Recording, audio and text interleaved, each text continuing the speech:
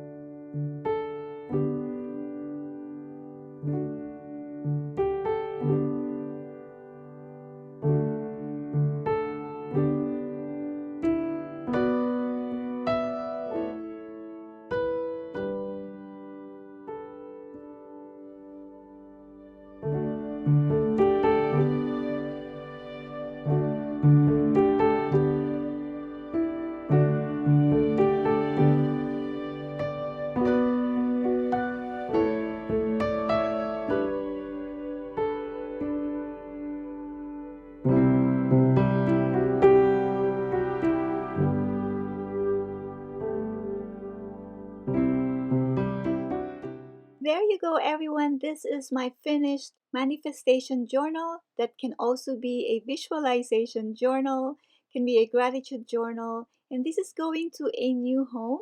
More images can still be added to the pages because we have blank spaces here. This journal can still be decorated with beautiful images that the new owner wants to manifest in her life. And if you are interested in these digital kits, again, these are in my Etsy shop, Nelda's Crafts. And there you go. Thank you so much for staying and for watching this video. If you have any questions, leave me a comment down below. God bless you. Bye now. Till next time.